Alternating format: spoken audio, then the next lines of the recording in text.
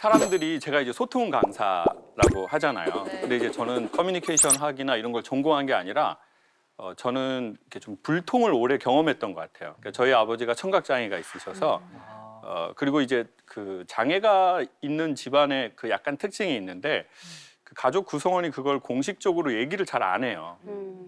그리고 그걸 이게 숨겨요. 그래서 이제 아버지가 청각 장애가 있다는 걸 어머니는 저희에게 공식적으로 말을 한 적이 한 번도 없어요. 네. 근데 이제 아버지가 귀가 안 들리시니까 소리를 크게 내시거든요. 그래서 이제 저는 그냥 우리 아버지가 다른 사람하고 다르게 좀 소리를 크게 내는 분이다라고 생각했지. 근데 이제 소통은 안 되는 거죠. 그 아버지하고 이렇게 저희처럼 하는 이런 대화가 안 되는 거죠.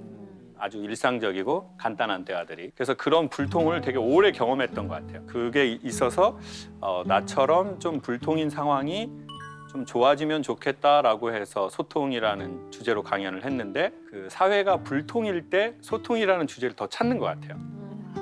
지금 저희가 이 코로나19로 개인과 나라와 전 세계가 다 힘드니 그럼 어떻게 하면 잘 살 것인가? 그래서 오늘은 잘 산다는 것에 대해서 서로 조금 얘기해 보고 싶어요.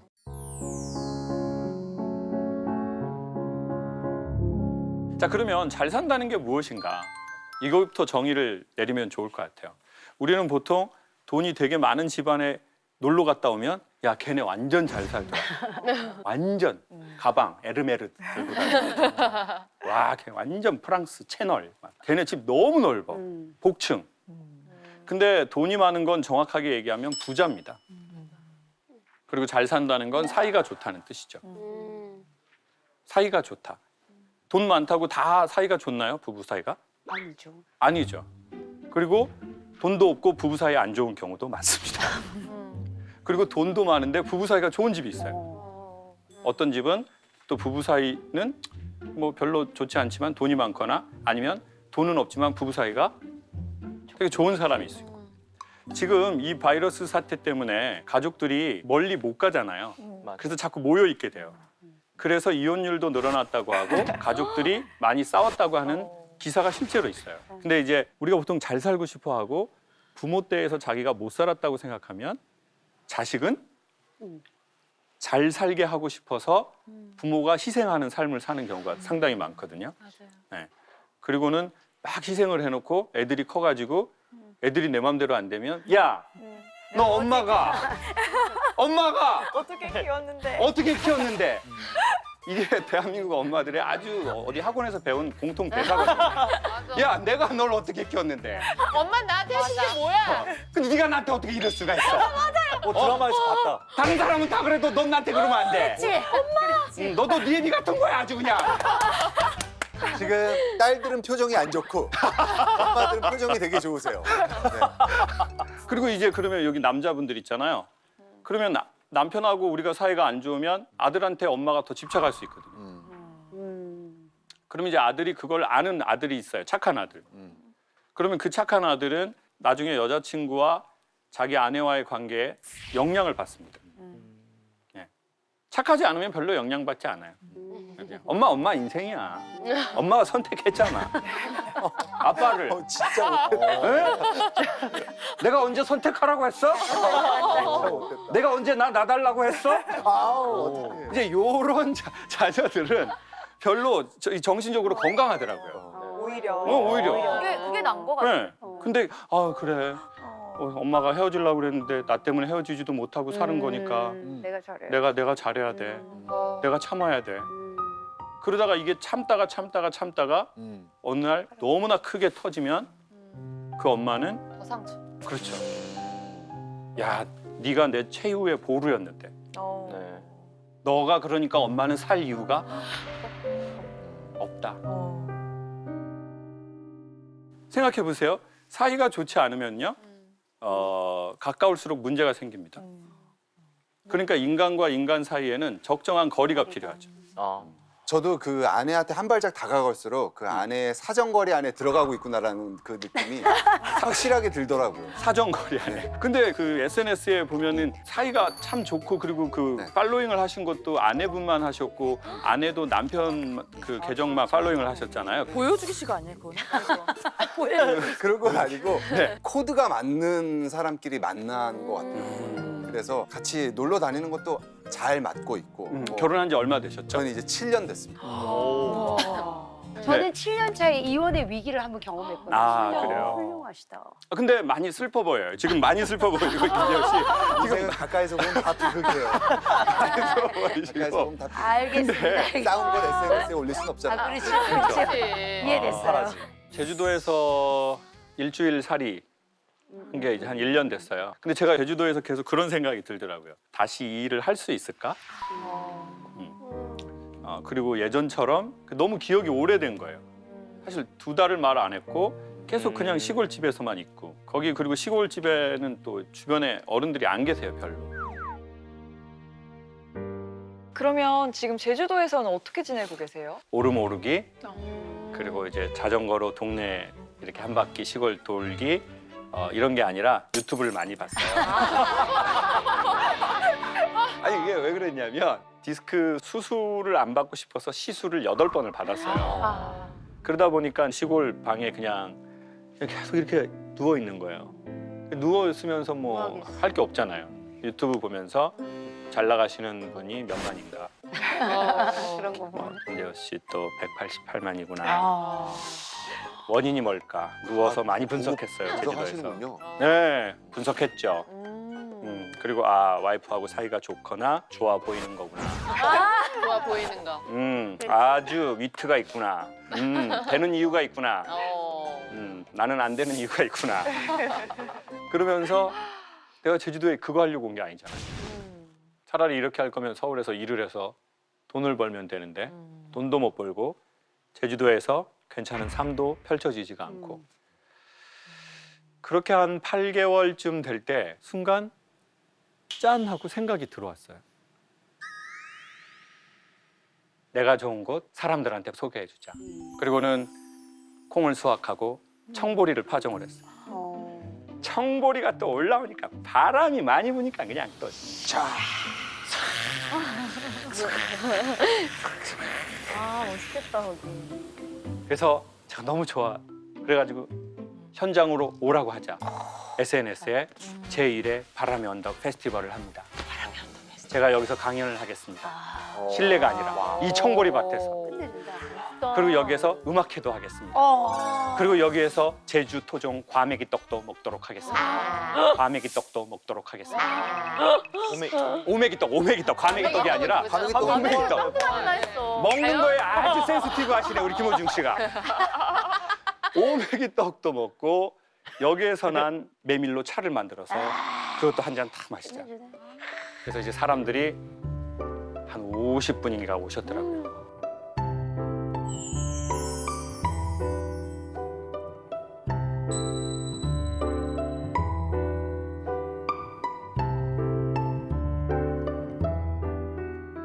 제주도는 원래 제 고향이었거든요. 근데 집안 분위기가 안 좋으니까 전 이 고향이 싫더라고요. 그래서 고향이 아닌 거예요. 왜냐면 아버지하고 대화를 해본 적이 없잖아요. 그래서 처음엔 아버지가 되게 미웠어요. 사실은 저희 아버지 그림 하셨었거든요. 아버지가 이 그림을 하셨었어요. 이 그림을 하시면서 동양의 아름다움을 그리셨었어요. 네, 그리고는 이제 버신 돈을 지역사회에 환원하시고 아낌없이 100%. 아버지는 삶을 소유하려고 말씀하지 않으셨어요. 항상 소유하지 마라. 그리고 이제 며칠 만에 집에 오셔서 엄마하고 UFC를 했어요. 막 이렇게 안바 이런 걸 한 거예요. 그래서 문제가 생기면 엄마가 얼른 저보고 도망가라고 그랬어요. 빨리 도망가라. 아빠가 와가지고 문제를 일으킬 거니까. 그럼 이제 도망가는 거예요. 어디 저기 판잣집 밑에서 이렇게 숨어가지고 비 떨어지는데 뭐 이렇게 살았어요. 그래서 조금 더 커선 아버지가 없어졌으면 좋겠다. 그 생각을 하면서 또 죄책감을 또 느끼고 그러다가 나이를 먹고 결혼을 하게 되고 아이가 생기면서 아버지에 대한 어떤 원망은 사라졌고 아버지에 대한 그리움이 있다는 걸 알게 됐어요. 아버지에 대한 그리움. 아버지하고의 어떤 관계가 부재되는 거에 대한 허함. 그래서 그것을 에너지로 강연을 했거든요. 그러니까 되게 강의가 좋았어요. 슬픔과 그리움을 에너지로 삼았기 때문에. 근데 이제 그 문제가 해결됐다고 생각했는데 제가 쌍둥이 아들이 있거든요.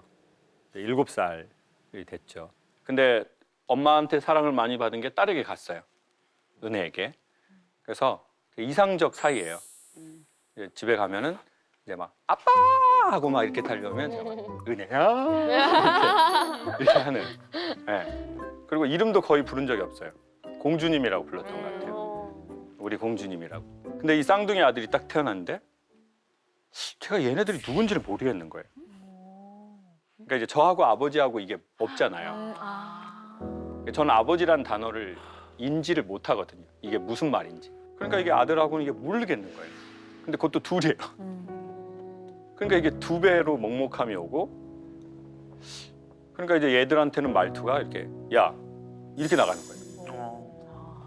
이렇게 뭐 다쳐도 그러면 은혜야 어디가 다쳤어 막 이러는데 쌍둥이 해병대. 응, 뭐야 문제가 뭐야? 군대 갈래? 기합 받을래? 이렇게 되는 거예요 아들들한테는. 그러니까 어색해서도 나가고 뭐 아무튼 그러니까 이제 저에 대한 자괴감이 계속 들죠. 아, 난 참 좋은 아빠가 아니구나. 남들한테 소통하고 이게 뭐 하는 짓인가.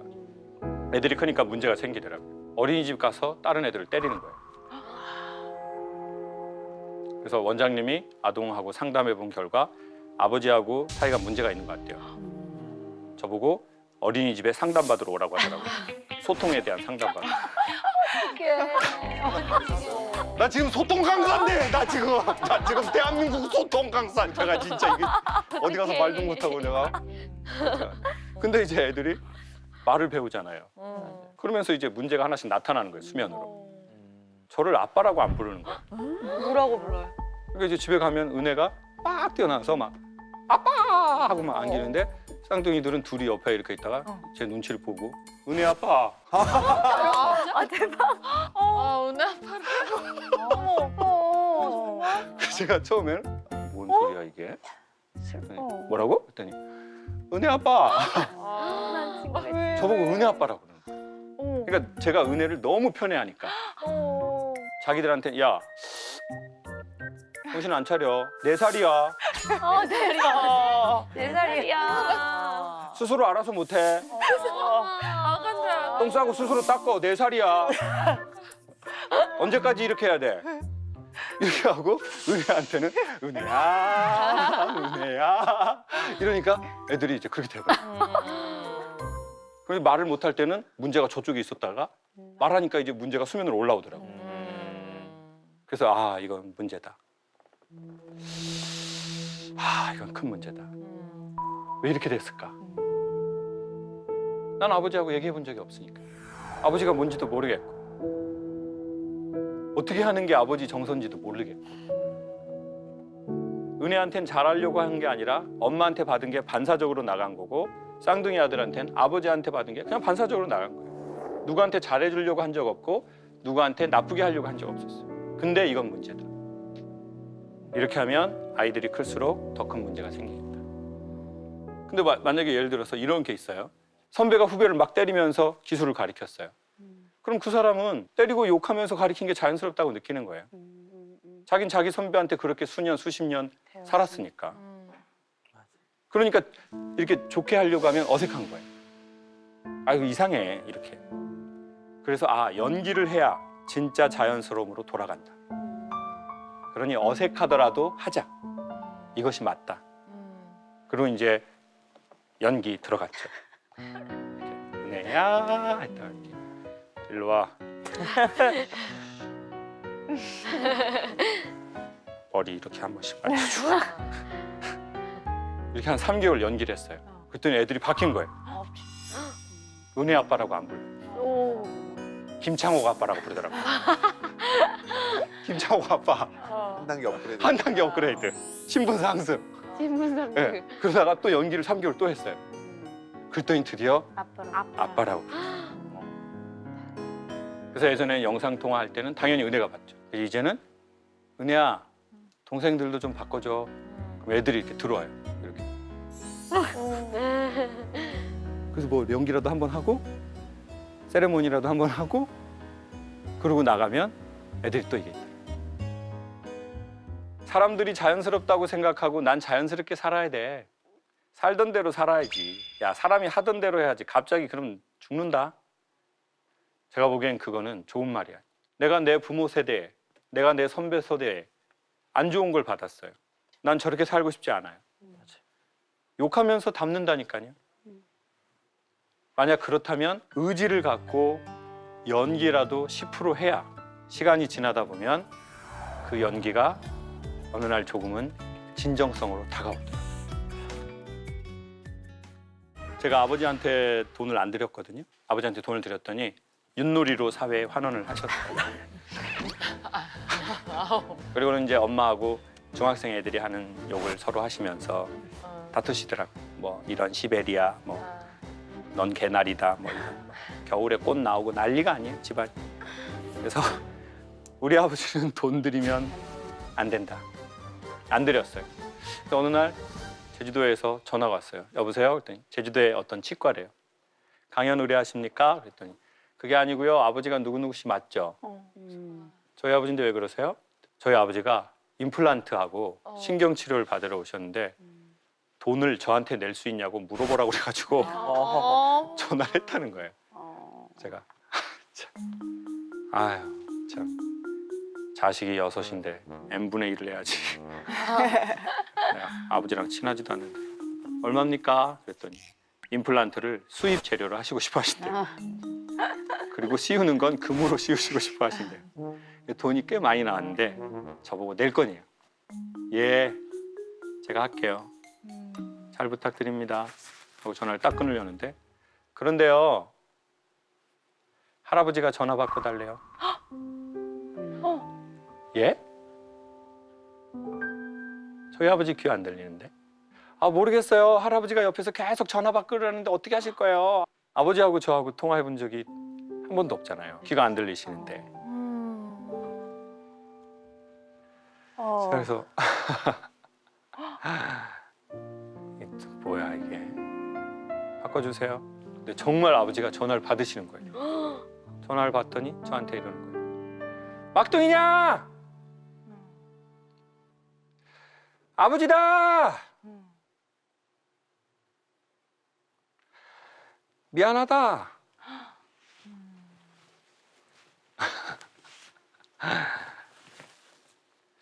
귀가 안 들리시는 분이 소리를 통제해서 작게 내시더라고요. 진짜 미안한 거죠. 아, 참 진짜.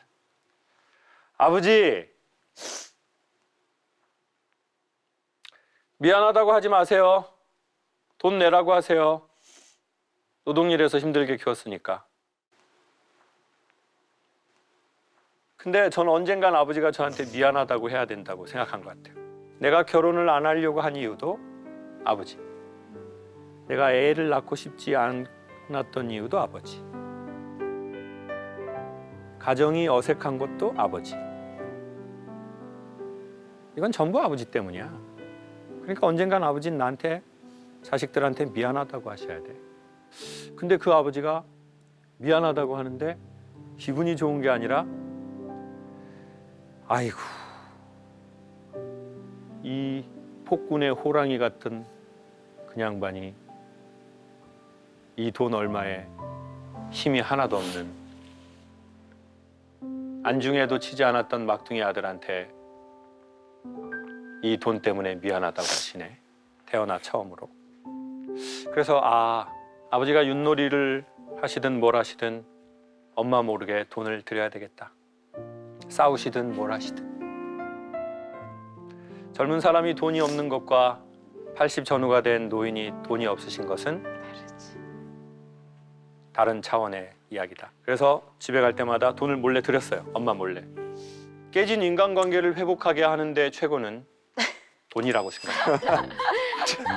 상하고 깨진 마음, 우리의 지금 여기 윷놀이 하신 아버지 많으세요. 지금 다들 공감하시고 엄청 우시네요, 다들. 상하고 깨진 인간관계를 회복하게 하는 것은 정기적인 돈이다. 아, 최고죠. 네.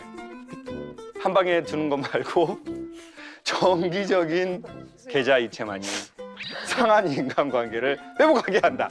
확신했죠. 아버지가 다른 행동 패턴을 보이셨어요. 제가 제주도 가서 서울 올라가는데 좀 저희는 엄마만 나오시거든요.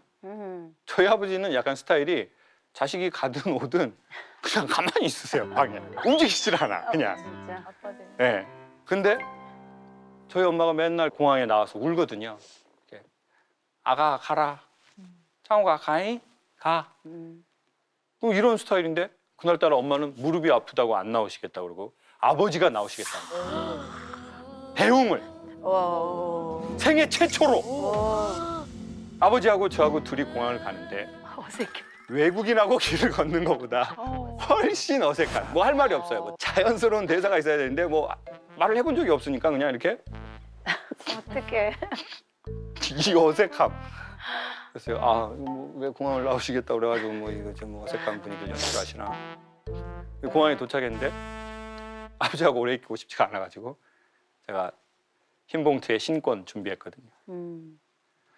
아버지, 엄마한테 얘기하지 마세요. 조금이에요. 속 큰 소리로. 뭘 줘? 받으시더라고.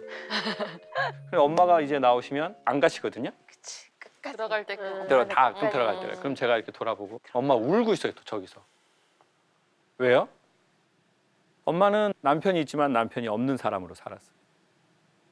그래서 아들이 남편이. 근데 그 아들은 1년에 몇 번 볼 수 없어요. 그래서 모든 서러움과 슬픔과 사연이 엄마의 이 눈과 온 몸에 다 있어요. 저보고 이래요. 장호가 가라. 가. 제가 아유 엄마 울지 마. 이민 가나? 서울 가지? 울 거면 나오지 말고. 그리고 이제 가는데 아버지가 나오셨잖아요. 그 제가 어떻게 해야 될지 모르겠는 거예요. 가만 있어봐. 내가 이거를 하고 돌아가는데 아버지가 저기에서 나한테 이렇게 하면 어떡하지? 아버지랑 나랑 눈이 마주치는 순간 내가 서럽게 울 것 같아. 서럽게 울 것 같은 거예요. 내가 지금 울 이유가 하나도 없는데 근데 너무나 서럽게 눈물이 날 것 같은 거예요. 그래서 진짜 진짜 영화의 한 장면 연출하시네 진짜. 있습니다 하고 딱 돌아봤는데 아버지가 그 자리에 그대로 있어요. 그리고 돈을 세고 계시더라고요. 마이 갓. 신권이 이렇게 신권이 이렇게 뭉쳐져 있는 거 알죠? 오늘 윷놀이를 내가 오늘 윷놀이가 몇 판이야? 신권이 안 넘어가니까 침발라가는. 이렇게 하셔가지고 돈을 착착착착착 세시더라고요. 그리고는 이제 아버지는 자켓을 입는 게 아니라 잠바 입고 다니시니까 잠바 이쪽에 넣고 이렇게 가시는 거예요. 전쪽 한 번도 안 보고. 그래서 제가 세상에 또 참 나의 눈물이 무한하다 진짜 하고 있는데 와 정말 희한하게 갑자기 온 공항의 조명이 순간 딱 나가고 핀 조명 하나가 아버지 등 뒤를 극장처럼 쫙 하고 비추는 것처럼 보이는 거예요. 주변에 있는 사람이 아무도 안 보여요. 아버지 등 뒤만 보이는 거예요. 그리고는 두 가지가 보이는 거예요. 왼쪽 어깨가 아주 심하게 내려앉으신 거. 그리고 오른쪽 무릎을 꺾어서 걸으시더라고요. 저희 아버지가 돌일 하셨거든요. 검정색 현무암을 깨서 밭담 쌓는 일을 하셨어요. 아버지 뒷모습을 태어나서 처음 봤어요. 누군가의 뒷모습이 보이기 시작하면 그건 사랑이 시작된 거래요. 아이들의 뒷모습이 보이면 엄마가 된 거고 학생들의 뒷모습이 보이면 선생님이 된 거고 남편이나 아내의 뒷모습이 보이면 부부가 된 거겠죠.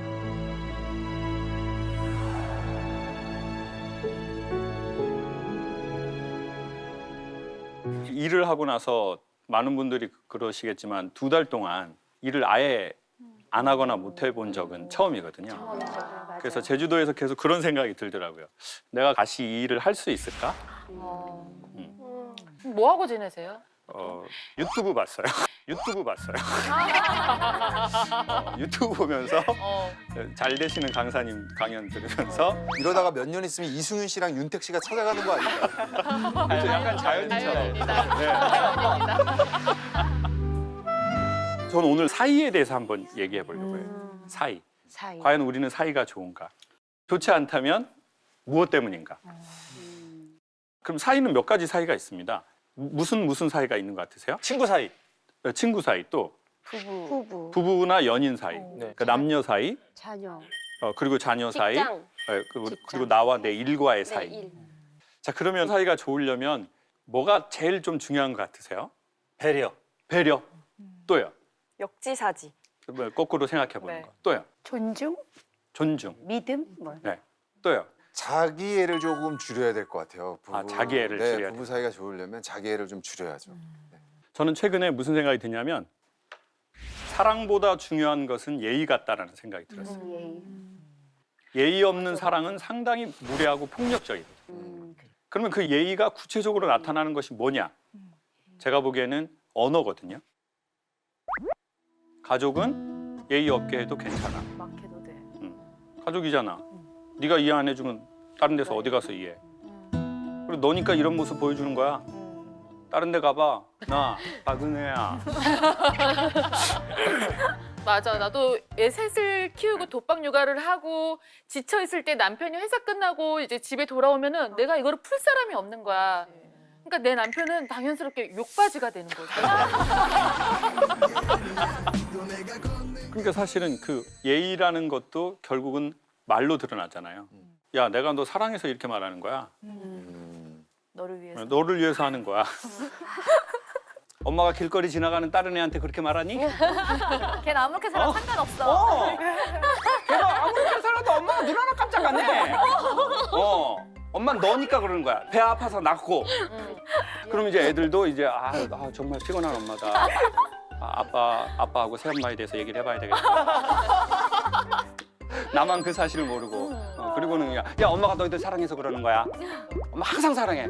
항상 기도하고 있어 너희들을 위해서. 그리고 나서 또 갑자기 화가 나면 또 이게 그리고 또 그런 자기 자신을 보고 어머 내가 왜 이러지? 난 진짜 좋은 엄마가 아니야 진짜. 정말 화가 나네. 배가 고프네. 갑자기 또 배가 고파 또 막. 맥주 마시고. 맥주 한잔 해야지. 맥주 한 잔. 그래야 잠이 오네 또. 그리고 또 그러고 일어나서 또 살이 찌네. 또 짜증나. 니들 때문에 엄마 살찐 거야. 엄마 니들 낳기 전엔 장난 아니었어. 지금 엄마 장난꾸러기 됐지만은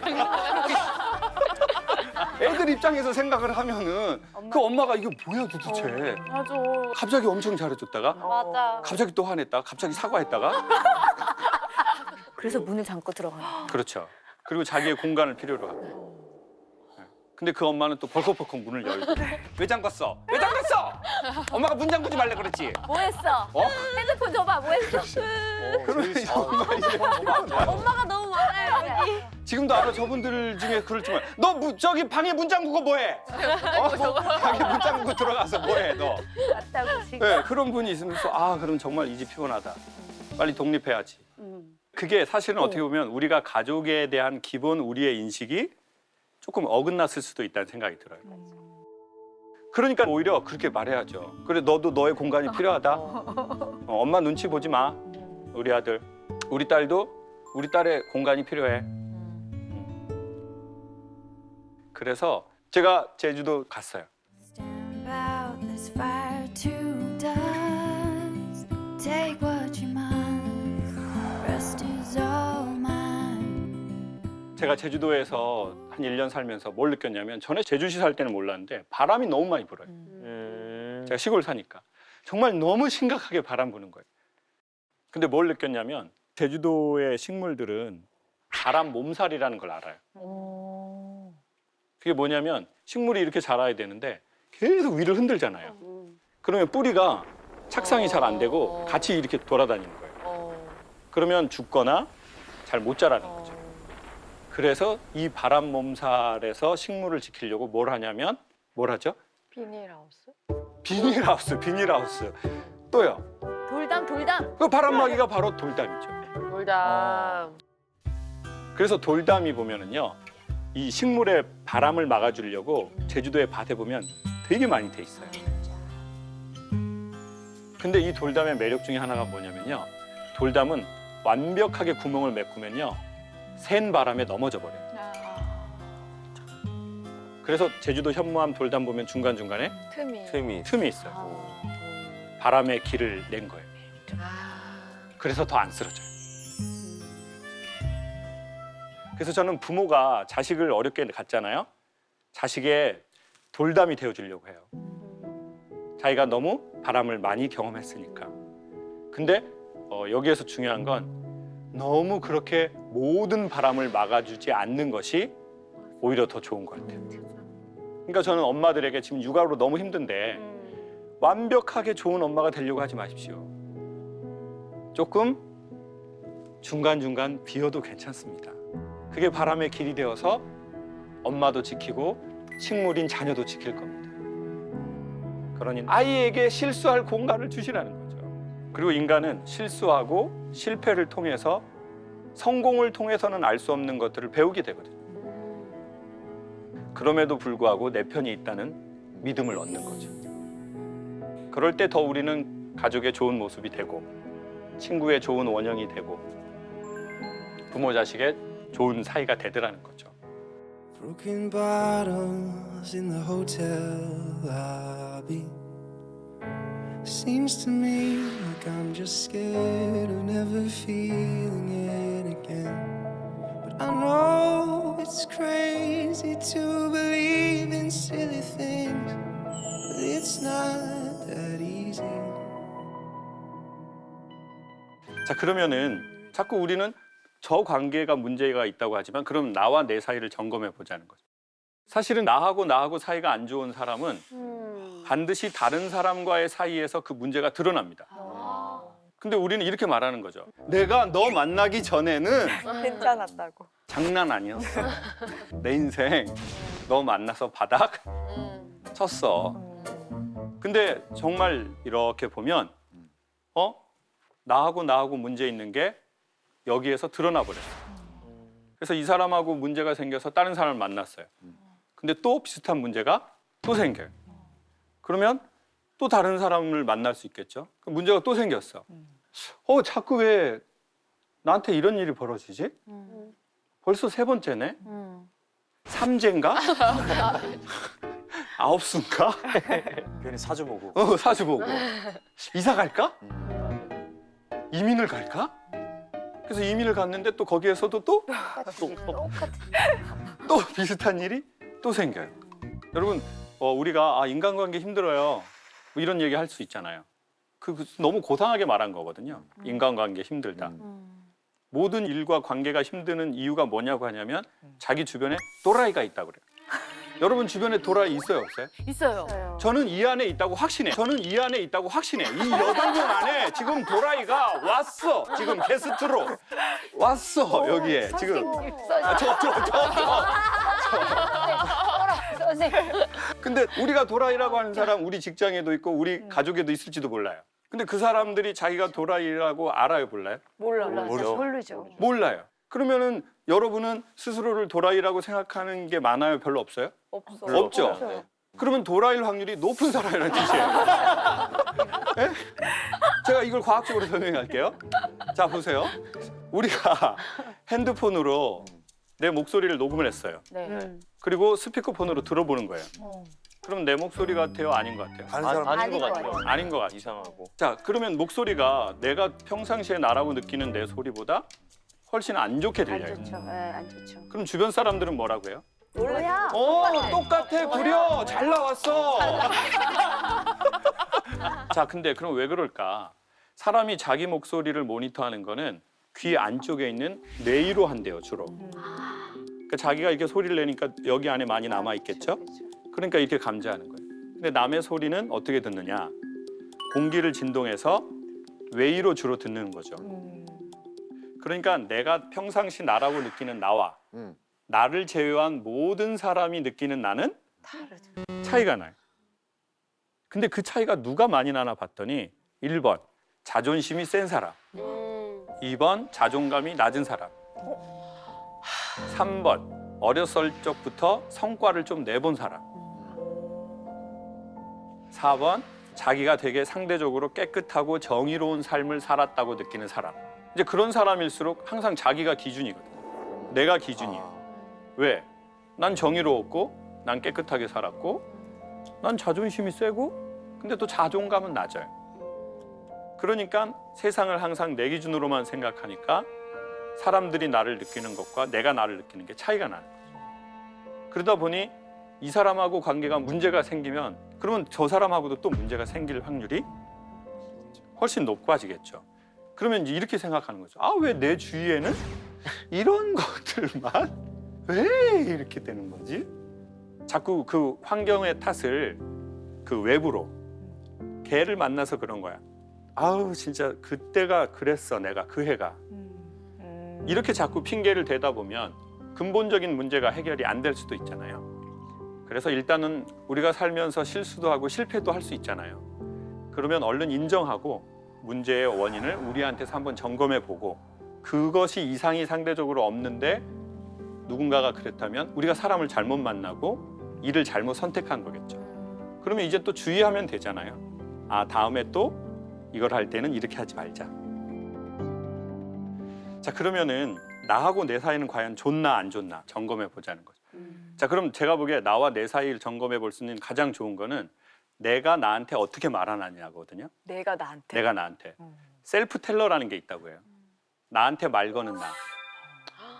근데 이 셀프 텔러는 아무 때나 말을 걸진 않아요. 매일 내가 나한테 그래서 지민이가 나온대. 그래 지민이? 응, 걔. 뭐뭐랜데. 이거는 근데 이제 보통의 이 셀프 텔러는 언제 말을 거냐면 살다가 위기가 왔을 때.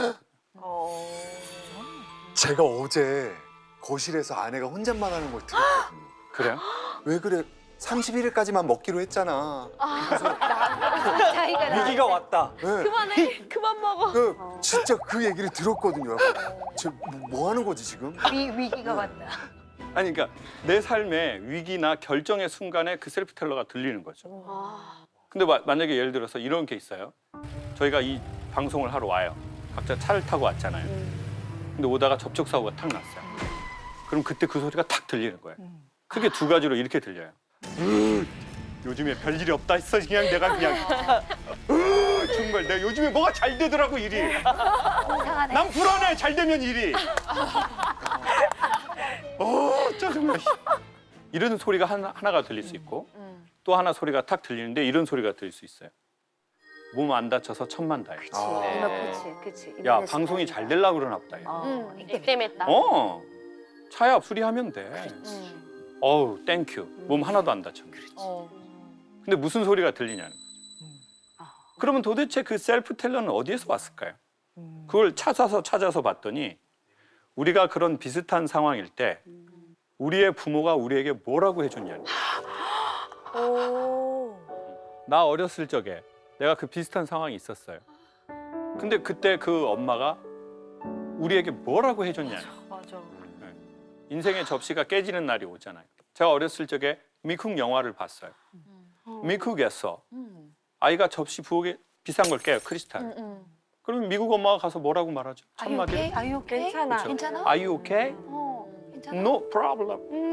Don't worry. And I love you. 저는 그때 미국 엄마하고 저하고 잘 맞다는 걸 알았어요. 나는 미국 엄마 스타일이야. 맞아. 저희 엄마 전라도 해남 사람. 징해분 사람. 제가 뭐 이렇게 쨍그하게 했더니 오지도 않고 저쪽에서 다 깨불어 이 오살할 놈아. 뭐단디 냉겨 다 깨불어. 저는 언젠가 미국에서 친엄마가 올 거라고 생각을 했어요. 그냥 이분은 잠깐 키워주시는 한국 엄마인데 그리고 미국 엄마는 한마디 더 한다고요. 막 운명의 대사예요. 넌 이 힘든 사건을 통해 깨닫게 될 거야. 네가 우리에게 얼마나 소중한 아들이라는 걸. 아. 그걸 잊어서는 안 돼. 아. 지금 여러분 눈이 왜 영어로 안 하냐라는 눈빛으로 쳐다보는데 영어가 중요한 게 아니에요. 우리가 소통됐다는 게 중요해요. 우리가 소통됐다는 게 중요한 것이 그것이 한국말이. 순 한국말. 여러분 자 봐보세요. 사람이 몸이 유난히 기억하는 게 있어요.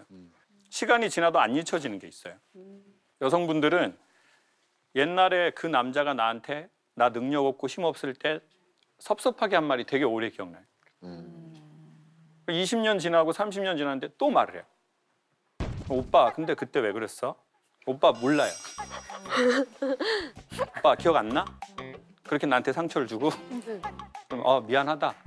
뭐가 미안한데 오빠는 지금? 오빠는 지금 뭐가 미안한지 모르고 있어.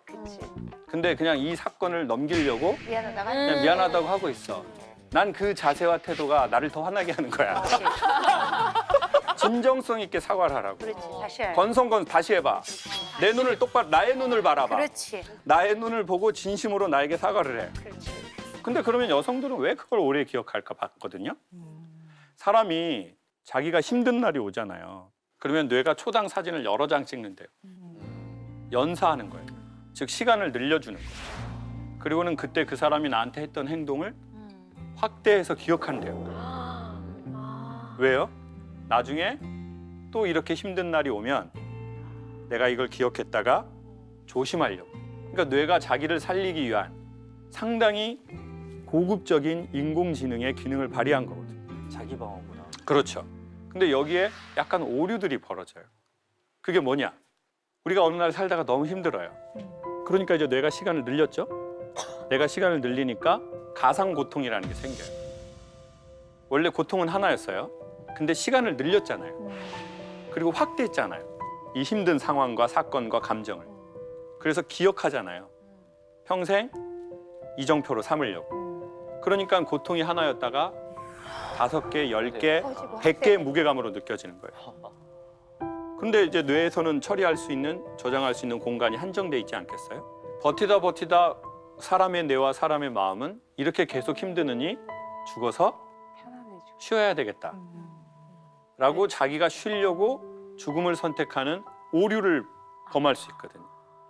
그러니까 그 희망 없음이 뇌에 가상 시간을 만들어내서 내 어깨를 더 짓누르는 거예요. 그래서 솔로몬이 자기 힘든 날 권력의 반지 안에 글을 써 넣으라고 했다. 그 유명한 문구. 이 또한 지나가리라. 어느 날 인생이 갑자기 어두워지는 날이 올 수 있다고 생각하거든요. 마치 극장에 들어가면 어떻게 되죠? 갑자기 어두워지죠. 근데 갑자기 내가 불을 켤 수는 없어요. 불을 켜지 않고 극장을 밝게 할 수 있는 방법이 있거든요.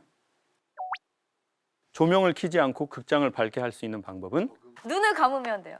그렇죠. 봤어요? 네. 역설이잖아요. 여러분 우리가 보려고 할수록 눈을 더 어떻게 해야 된다고 생각하죠? 떠야죠. 떠야 된다고 생각해요. 네. 근데 역설적이지만 극장에 들어가서 어둡잖아요. 네. 눈을 감고 마음을 차분히 하고 조금 있다가 몇 초 있다가 눈을 딱 뜨잖아요.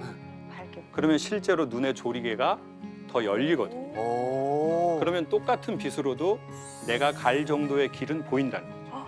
그렇구나. 이건 지금 극장 얘기가 아니거든요. 아, 이 아이들을 어떻게 양육하지? 이 사태를 어떻게 넘기지? 이 사람과의 이 인간관계를 어디서부터 풀어야지? 그 눈을 이렇게 하고 하잖아요. 더 안 보이고, 더 피곤하고, 눈은 더 빠질 것 같고, 더 화가 나고, 화가 나니까 보상 기제가 발휘되고, 다른 걸로 보상을 받아야 되겠어요. 그러니 오히려 어두운 시기에 들어갈수록 눈을 감아보면 좋다. 그리고 마음을 좀 더 차분하게 하면 마음의 조리개가 열려서 환해지진 않지만 우리가 갈 만한 그 길은 보인다는 거죠. 그게 뭐 부모와의 자식 관계일 수도 있고 비즈니스 문제일 수도 있고 남녀 문제일 수도 있고 뭐 여러 가지 관계가 그렇겠죠. 그래서 오히려 나의 마음의 눈을 그리고 내 어깨를 좀 토닥거려줄 그 무언가를 자꾸 접목하는 게 좋은 것 같아요. 근데 저는 이쯤에서 어머니와 육아를 하시는 아버지들에게 이런 말씀을 드리고 싶어요. 이런 얘기가 있습니다. 한 아이를 키우려면 온 마을이 맞아요, 필요하다. 맞아요. 네. 근데 지금 현대 사회는 한 마을이 필요로 했던 아이에 대한 양육을 부모님이 하고 때로는 엄마 혼자 하고. 그러니 이 엄청나게 큰 힘을 나 혼자, 나 그렇게 경험이 있는 것도 아니고, 나도 이제야 엄마고, 나도 나이가 젊고, 나도 내 인생에 힘든데. 근데 요즘에 음. 그 한 마을에서 키우는 비슷한 현상이 벌어지고 있거든요. 맞벌이 부부들이 자기 애를 맡길 데가 없으니 낮에 학교를 못 가니까 같은 학부형 집에 이제 보내기 시작하고 마시라. 그러면서 한 집에 뭐 3명씩 막 이렇게 모아놓고 같이 밥도 주고 집에 있는 엄마가 학원도 내려주고 막 이렇게 하면서 저녁에 태워가는 전 그런 너무 따뜻한 모습을 봐서 그렇죠. 네. 그런 마을이나 그게 참 이상적인 현상이죠. 네. 근데 그러니까 그렇게 해야 될 그 아이의 양육을 한 집에서 때로는 엄마 혼자, 그것도 아이도 한 명도 아니에요. 2명, 3명. 그러면은 그 에너지와 힘이 상상을 초월할 정도로 드는 거거든요. 그래서 저는 엄마들에게 너무 좋은 엄마가 되려고 안 하셔도 괜찮다. 아이에게 잘해줘서 아이가 아는 게 아니라 아이는 엄마의 마음을 전 느낀다고 보거든요. 눈빛에서도 느끼고, 네. 엄마의 말투에서도 느끼고. 그러니까 좀 너무 그렇게 본인 마음에 잘 들게 안 해주셔도 애들은 안다. 엄마의 존재 자체로만으로도. 배고픈 요리사라는 말이 있어요. 남한테 너무나 맛있는 음식을 해주고 남이 보고 좋아하니까 자기가 먹었다고 착각하는 거예요. 남들이 나를 보고 너무 웃으니까 자기가 같이 웃었다고 생각하는 거예요. 그러니까 남한테 웃음을 주려고 하다가 난 슬퍼졌고, 남을 소통하려고 하다가 나는 불통이 됐고, 남을 배부르게 하려고 하다가 나는 밥대를 놓친 거예요. 사람들이 막 다 좋아해 주시고 돈도 받고 웃고 그러다 보니까 강연을 하면서 내가 힘들다고 생각한 적이 없어요. 아니, 강의가 뭐가 힘들어? 누군가가 내 강의 듣고 좋아한다고 하고. 그러니까 막 해. 그래서 한 달에 43번까지 해봤어요. 근데 너무 힘들게 그렇게 한 10년 정도를 하니까 정신에 문제가 오더라고요. 근데 너무 창피한 거예요. 내가 정신에 문제가 있다는 걸 얘기하는 게. 그렇지. 그냥 내 일이 이런 일인데 그렇지. 남한테 그렇게 말할 수 있나? 창피하게. 그러다가 어떤 신부님을 소개해 주셨어요. 상담 받아보래요. 나이가 되게 많으셨어요. 어떻게 왔냐고 물어보더라고요. 제가 단도직입적으로 이렇게 말했어요. 그 재미있게 말을 해야 되는 직업인데 저는 사는 게 재미있진 않습니다. 제가 어떻게 해야 좋을지 모르겠습니다. 그랬더니 탁 눈을 감으시더니 한마디를 탁 하셨어요. 침묵을 배워. 그러시더라고요.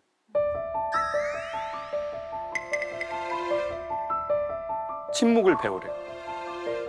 강사입니다. 재미있게 말을 해야 되는 강사라고 말씀드렸습니다. 강사가 침묵 이런 걸 하면 어떡합니까? 사람 말에 힘이 뭔지 알아? 지식하고 침묵이야. 근데 요즘에 젊은 친구들이 지식으로만 말을 해. 그러니까 술이 익어야 될 때 못 익어서 썩는 거야. 되게 짧게 말하는데 마음에 다 이렇게 오더라고요. 어떻게 하면 침묵을 배울 수 있습니까? 프랑스에 있는 수도원으로 들어가래요. 소개해 주겠대. 여행사 하시는 분 아니에요? 비행기 값. 우와. 프랑스 수도. 그래서 제가 그해 겨울 바로 프랑스로 갔어요. 오, 관계 대단하다. 저 같은 일반인들이 그냥 한 일주일, 한 달, 2달 프로그램 할 수 있는 데였어요. 거길 딱 갔는데 낮에는 소침묵이라고 해요. 낮에는 아주 간단한 얘기만 할 수 있어요. 저녁밥 먹고 나서는 대침묵. 아무 말도 해서는 안 돼요. 근데 저는 낮에도 대침묵. 왜? 말을 못하니까 그냥 낮에도 대침묵, 밤에도 대침묵. 그냥 다 침묵. 일주일 동안. 네. 근데 이제 제가 맨날 이렇게 살았잖아요. 한 달에 막 40개씩 하면서. 근데 갑자기 말을 안 하니까 이게 편안한 게 아니고 불안한 거예요. 더 멍해요. 마치 지금 이 사태가 생기고 나서 갑자기 쉬라는데 어떻게 쉬어야 될지도 모르겠어요. 그래서 나는 이 시골에 와 있어요. 아, 이게 뭐지? 일주일 지나니까 고요해지더라고요. 근데 포도밭 앞에 앉아 있었는데 제 살아온 게 쭉쭉 보였어요. 저는 지금 말하는 직업을 갖잖아요. 저는 말을 한 번도 잘하고 싶었던 적이 없었어요. 난 노래를 잘하고 싶거나 연기를 잘하고 싶었지 말을 잘하고 싶진 않았어요. 왜 내가 원하는 건 안 되지? 그래서 강연도 좀 잘 돼서 아이 그나마 그래 이걸로 살자. 그랬는데 왜 남들 모르는 이런 정신적인 문제가 있어서 사람들한테 얘기도 못하고 난 여기 시골에 말도 못하는데 와서 뭘 하고 있는 거지? 남들이 보기엔 그럴싸할지도 모르겠지만 참 내 인생은 참 그러네. 이렇게 있는데 오른쪽 위쪽에서 어떤 소리 없는 소리가 저한테 이렇게 말을 거는 거예요. 그래,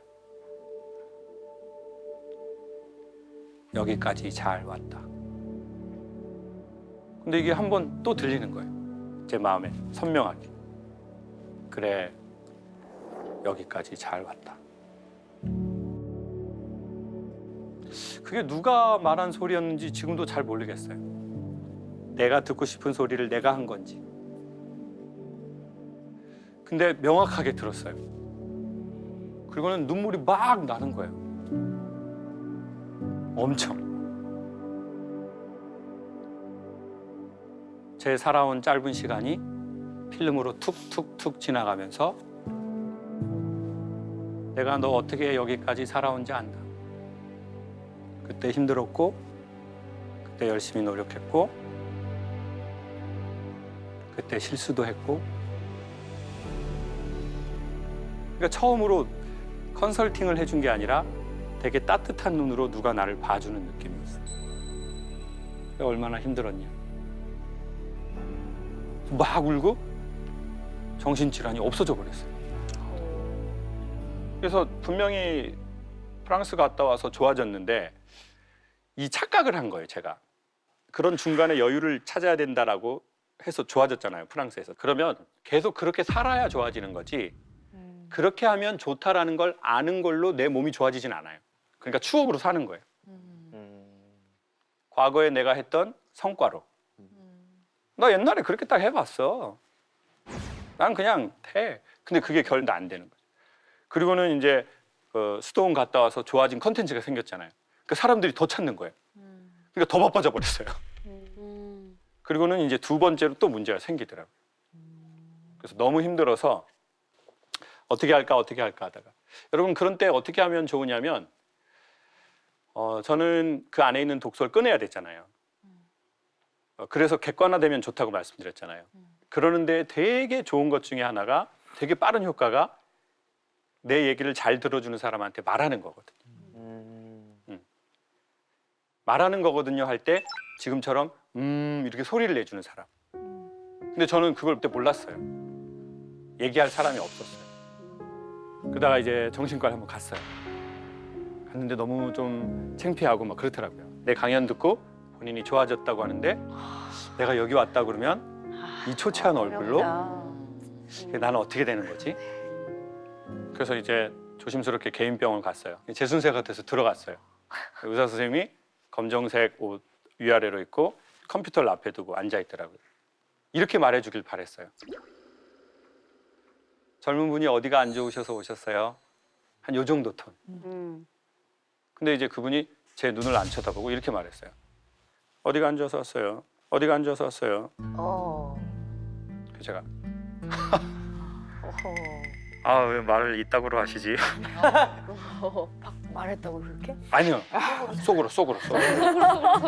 제가 소심해서 겉으로는 말하지 못하고 속으로는 할 수 있잖아요. 그죠. 네, 그래서 예, 저기 그 심장이 이렇게 걸레 짜듯이 쪼이고 제가 잠이 안 온 지 좀 돼서 왔습니다. 아유, 젊은 분이 얼마나 힘드실까. 요즘에 사람들 다 힘들더라고요. 이렇게 말해주길 바랬어요. 그리고 받아 적으면 되잖아요. 근데 제가 심장이 쪼이고 잠이 안 옵니다. 심장이 쪼인다. 뭐야 이 반응은? 그러더니 다른 증상 없어요? 그러시더라고요. 되게 조금 수치스럽다고 느껴지더라고요. 그래도 뭐 여기까지 왔으니까 아유 기왕 얘기하자. 목숨이 두 개면 하나는 아이가 어려서 좀 남아 있어야 되고 하나는 이쯤에서는 정리하고 싶습니다. 죽고 싶다 이렇게 주시더라고요. 제가 선생님 제가 계획이 바뀌었습니다. 선생님을 먼저 없애고 나서 제가 죽는 걸로 계획 지금 바꿨습니다. 정말 이런 말이 여기까지 맞아. 너무 화가 나니까 올라오는 거예요. 그리고는 이거 참 누구한테 얘기도 못하고. 근데 그때 죽으라는 법은 없는 것 같아요. 운명처럼 초등학교, 중학교, 고등학교 동창 곽봉은이라는 친구가 전화가 오고 문자가 띡 이렇게 와요. 창우가 나 요즘 너 텔레비 많이 봐. 언제든지 제주도 왔다가. 한 2주일 있다 또 연락이 와요. 창우가 사람들을 힐링시켜 주느라고 넌 언제 쉬어? 언제든지 왔다가. 그래도 답장도 제대로 안 했는데 또 한 달 있다 또 온 거예요. 그러니까 뭔가 이게 한 번이 아니라 2번, 3번, 4번이 되니까 제 마음이 싹 바뀌었어요. 그리고 제가 결심을 한 거예요. 봉은아, 나 결심했다. 나 한 주간 제주도에 살 건데 내가 뭐 원하는지 알아냈어. 빌라도 싫고 리조트도 싫고 호텔도 싫고 나 다 싫다.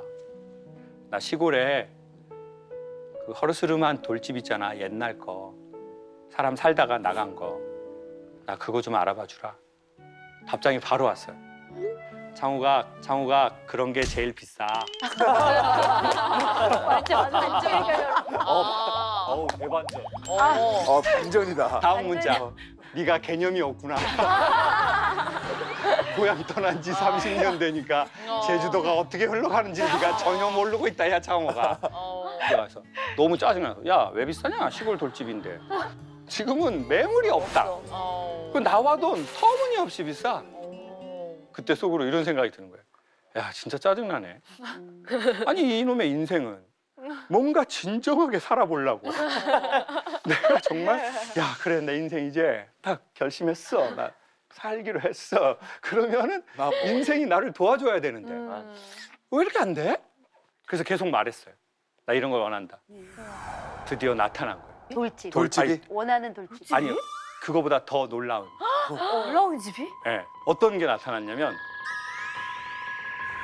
제가 알고 있었던 사람도 아닌데 제가 계속 이걸 원한다 하니까 이 사람이 소개를 해준 거예요.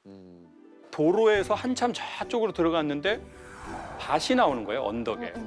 근데 360도가 오름이에요. 꽤 넓은 땅이. 콩밭이더라고요. 그 콩밭에 딱 올라가는데 바람이 부니까 콩밭에 소리가 이건 방울뱀이고요. 그건 방울. 이건 방울뱀이고 그냥 나는 거예요. 사람 아무도 없고 다 오름이고 앞에 삼나무가 쫙 있고 멋있겠다. 네. 좋다. 그 순간 제가 여기다. 난 이런 데서 살다가 이런 데 묻히고 싶다. 그래서 그 동생한테 말해요. 나 미안한데 여기에 집 지을 형편은 아니고 나 여기 캠핑카 좀 렌트해서 나 제주도 올 때마다 나 여기 좀 있게 해줄 수 있니? 아우, 형 강연을 저희 와이프도 들었고 주변 사람도 듣고 너무 좋아하고 그리고 자기도 열심히 일하다가 공황장애가 왔는데 그 공황장애 왔을 때 병원도 못 가고 티도 못 내고 그 언덕에 조그마한 차 안에서 7080 음악 30분 혼자 이렇게 듣고 뒤에 있는 오름을 1시간 오르고 내리고 6개월 하고 병원 안 가고 치료됐다는 거예요. 그러니까 형도 여기 있다 가라고. 야, 이렇게 열리더라고요. 그래가지고 언덕 중앙에 딱 올라왔는데 앞에 무덤이 크게 하나가 있어요. 여기 지금 캠핑카를 갖다 놔야 되는데 무덤이 제주도는 밭에 무덤이 있더라고요. 맞아. 네. 그리고는 순간 그 생각이 들었어요.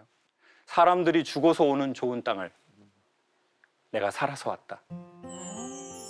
이 얼마나 고마운 일이냐. 그리고는 이제 내가 제주도에서 정말 하고 싶은 거를 찾아낸 거예요. 그게 3가지거든요. 첫 번째, 제주도 옹기 굽는 거. 두 번째, 해녀가 되는 거. 세 번째, 박수 해서 따고. 아, 해병대 해녀? 네, 해녀. 그리고 마지막으로는 저희 아버지가 돌일 하셨거든요. 아버지가 했던. 아버지가 했던 일을. 그래서 이제 3주 서울에 올라가서 엄청 열심히 일해야지. 감사하게. 그리고 제주도 내려와서 이거 해가지고 방송도 내가 하고 그래야지. 라고 했는데 코로나19가 왔네요. 그래서 서울의 모든 강연이 다 날아가고 2달 동안 일이 없어지고 처음에는 한 3주 되게 화가 나더라고요. 그리고 진짜 인생 되는 거 없다. 그런데 한 달 정도 지나니까 조금 마음이 바뀌더라고요. 그리고 정말 어쩌면 내 인생에 다시 오기 어려울 시기가 왔는지도 모른다. 삶도 너무 에너지를 많이 빨아들이기 때문에 삶도 6년 이렇게 7년 재배하잖아요. 그럼 그 땅에 휴지기를 줘요. 그 땅에 무엇도 심지 않아요. 근데 강연을 개발하고 컨텐츠를 개발하는 사람들이 그걸 계속 해낸다는 것은 사실은 그거는 저는 오래 가기 힘든 일이라고 보거든요. 그러니 내 인생에 다시 오기 힘든 이 시기를 고맙다고 생각해야지. 그리고는 이제 적극적으로 하고 싶다고 했어요. 해녀도 하고 싶다. 근데 다 연결이 된 거예요. 저는 해녀의 물질이 강의하고 되게 비슷하다는 느낌을 받았어요. 왜냐하면 강연도 그렇고 인간관계도 그렇고 부부관계도 그렇고 저 깊숙한 곳에 들어가서 그 사람의 마음을 따는 게 강연이거든요. 그러니까 여러분 안에 있는 자연산 감정을 제가 따야지 강의를 잘한 거예요. 관객의 마음 저 깊숙한 것을 따야 돼요. 우리 아이들 마음에 있는 깊숙한 곳에 아이의 마음을 따야지 엄마가 좋은 엄마예요. 그게 괜찮은 아내고 괜찮은 남편이고 괜찮은 사장님이에요. 근데 그러려면 어떻게 해야 되냐? 물질하고 너무 똑같아요. 물에 들어가려면 어떻게 해야 되죠? 숨을 참아야죠. 참아야 돼요. 누군가의 마음을 얻으려면 참아야 해요. 자기의 숨을. 자기가 하고 싶은 대로만 하면서 저 사람 마음 깊숙한 곳을 결코 따기 힘들어요. 그리고 저 사람 마음 깊숙한 곳 따고 싶다? 그러면 숨을 더 참아야 돼요. 근데 아주 역설적인 진리가 있어요. 숨을 참으려면 숨을 잘 쉴 줄 알아야 돼요. 숨을 쉴 줄 모르면서 숨만 참으니까 병이 온 거예요. 그렇지. 제가 디스크 수술하는 날 저희 누나한테 문자가 왔어요. 장우가 제가 디스크 수술하고 이제 전신 마취 뭐 하고 막 이렇게 마지막 정신이 있는데 누나가 연락이 온 거예요. 누나 중에 한 명이. 장우가 너 지금 병원에 수술해야 되는데 오늘 누나가 못 갈 것 같아. 미안해. 누나가 사실 요즘 많이 아파. 내가 사람들 만나기도 힘들고 내 인생이 너무 억울하고 화가 나. 밤에는 잠이 안 오고 눈물만 나. 그래서 내가 너 병원 못 갈 것 같아. 미안해. 누나가 왜 그랬는지 저는 가족이니까 얼추 알잖아요. 그래서 누나 올 필요 없어. 그리고 누나가 너무 다른 사람한테 맞춰주고 누나 숨 참아가지고 계속 오래 살았으니까 그런 거야. 어디 가고 싶은 데 가고 먹고 싶은 데 먹고 그러고 있다 와. 계좌번호 불러봐. 이런 동생 있으면 좋겠다. 누나가 답이 바로 왔어요. 569 569 농협 57 바로. 151803. 우리도 하나씩 남겨줘야겠네. 그러니까 영업을 하려고 숨을 참고 누군가에게 감동을 주려고 숨을 참고 방송을 모나지 않게 하려고 숨을 참고 우리 팀이 분쟁이 없게 하기 위해서 내가 좀 숨을 참고 이건 정말 숭고한 일이에요. 근데 숨을 쉴지 모르면서 숨을 참으니까 문제가 생긴 거죠. 그러면 인간이 언제 숨을 쉬나 봤어요. 언제 숨을 쉴까? 저는 인간이 숨을 쉴 때는 어떤 현상이 벌어지냐면 시간이 빨리 간다는 걸 알아냈어요. 사람이 언제 시간이 빨리 가냐면요. 재밌는 거 할 때. 근데 재미는 웃기다는 뜻이 아니에요. 집중된다는 뜻이에요. 그러니까 내가 집중할 만한 일이든 집중할 만한 사람이든 집중할 만한 장소에 가잖아요. 내가 좋아하는 것. 좋아. 그걸 할 때 인간의 영혼이 숨을 쉰다는 걸 발견한 거죠. 그러니까 내가 하고 싶은 건 못하고 해야 할 일만 너무 하면 숨을 제대로 쉴 수 없어서 우리에게 공황 증세가 나타나겠죠. 이러지도 못하고 저러지도 못하고. 그러니 중간중간에 숨을 쉬자. 조금은 이기적이어도 괜찮다. 그 건강한 이기가 최대의 이타주의자가 될 것이다. 근데 억울한 이타주의자가 되어서 난 너무 억울하고 주변 사람은 언제 내가 너한테 그렇게 하라고 그랬어? 왜 자기가 그렇게 해놓고 이제 와서 난리야? 엄마가 좋아서 했잖아. 엄마가 좋아서 시켰잖아. 왜 이제 와서 나한테 야단이야? 엄마가 다 좋아서 그 난리를 쳐놓고. 그리고는 내 인생이 날아가는 느낌이야. 그럼 내 인생 뭐지? 난 나이는 다 먹어버렸고 시간은 지나가 버렸고 내 젊은 날은 지나갔고 나는 뭘 원하는지 알 수도 없고. 그러니까 중간중간에 시간이 빨리 가는 것을 하자. 여러분은 혹시 여러분의 숨이 어떤 거예요? 나는 이거 하면 시간 참 빨리 가더라. 그런 게 있어요. 저는 아무래도 노래가 아닌가. 노래할 때. 음악이나. 전 잘 모르겠어요. 잘 모르겠어요. 저는 너무 제가 건강하게 음. 너무 행복하게 잘 살고 있다고 생각하고 살았는데 음. 오늘 선생님 강의 들으면서 대단히 내가 아프고 있을 수도 있겠다라는 생각이 조금 들어요, 지금. 제가 첫 아이를 임신을 하면서 제 직업이 원래 개그맨이잖아요. 개그맨 친구들이랑 피디님한테 그랬어요. 애기 낳고 빨리 올게. 그런데 그 사이에 애를 둘을 더 낳아가지고 시간이 벌써 5년이 지난 거예요. 5년이 지나서 나는 다시 개그를 할 수 있을까? 물론 방송도 물론 한 번씩 하긴 하지만 저는 개그 무대가 너무 그립고 내가 정말 잘했던 것 같은 느낌인데 잘했지. 너무 잘 맞아. 진짜 잘했지. 분장이 너무 하고 싶어. 바보 분장이라고. 머리 대머리 분장. 대머리. 골룸. 아니 막 그러면서 숨을 쉬었구나 너는. 희열을 느낀 거야. 내가 막 이렇게 분장하면서. 근데 집에서는 일단은 아무 얼굴도 아니지만 좋지 않은 얼굴로 있지만 뭐 분장할 수 없으니까. 근데 이제 나는 개그를 쉰 지 5년 됐는데 할 수 있을까 그런 생각이 들어요. 막 하면서 지금 내가 케어하는 것도 바쁜데 알잖아요. 개그 회의하려면 일주일에 4-5번 나가야 되는 거. 독박 육아하면서 그게 가능할까? 아무도 나랑 같이 짜려고 하진 않겠지. 아 진짜 천상 개그맨이다. 아 진짜. 천상 개그맨. 그게 확 와닿았었어요. 정말 이기적이어도 된다라는 말. 남편 앞에서도 이렇게 안 우는데 처음 본 남자 앞에서 이렇게 우니까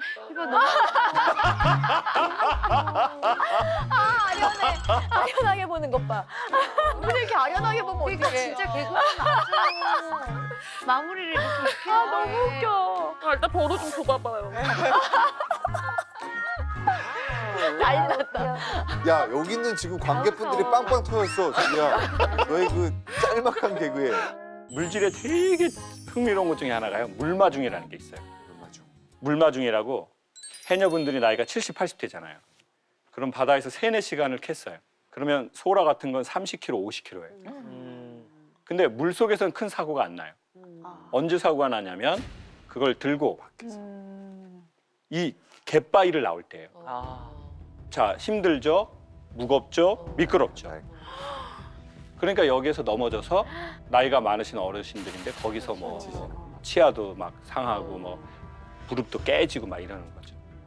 그래서 물마중이라는 걸 나가요. 가족이나 누군가가 나가서 그거를 그때 들어주는 거예요. 귀엽다. 이걸 물마중이라고 해요. 근데 제가 배우고 있는 그 바닷가에서는 이 물마중을 나올 사람이 별로 없어요. 왜냐하면 해녀분들이시고 70대 막 이러시니까 남편이 안 계시거나 계신데 아프거나 있는데 사이가 좋지 않거나 모든 악재가 있어요. 그러니까 이분들이 너무 연로하신데 혼자 나와서 하는 거예요. 그래서 제가 이제 수습처럼 막 하고 싶으니까 미리 가서 그걸 이제 물마중을 해드려요. 엄청 좋아하시고 네, 진짜 조심해야 되거든. 그래서 이제 물마중을 하고 저쪽에서부터 그 빨간 태왁이 주황색 태왁이 오잖아요. 그럼 이제 해안가에 나가서 제가 이렇게 손을 흔들어 드려요. 그러면 그걸 볼 때 피가 따뜻해지는 느낌이 든다는 거예요. 피가 다. 그리고 그때가 너무 고맙대요. 저는 이게 뭐가 이렇게 고마울까? 뭐 이것을 좀 이렇게 해드리는 건데 좀 들어드리고 너무 힘드니까. 그러니까 사람이 내가 너무 힘들 때 이 시기가 너무 힘들 수 있잖아요. 그리고 이 시기가 끝나도 우리는 개인적으로 힘든 일이 올 수 있거든요. 그때 누군가가 우리의 물마중을 해주는 사람이 있으면 너무 좋겠구나. 거기에서 이렇게 손 들어주면 그럼 저기 바닷가에서 저 무거운 거 끌고 이렇게 쭉 오는데 너무 그 힘이 되는 거예요. 피가 네. 따뜻해지더라. 그래서 사람들이 반려견을 키우는 거거든요. 집에 오면 집에 오면 어떻게 해요? 꼬리 항상 물마중. 항상 물마중을 해. 힘들어. 집에 들어. 항상 세레모니. 아유, 아 귀여워. 아유 졸려. 아유 졸려요.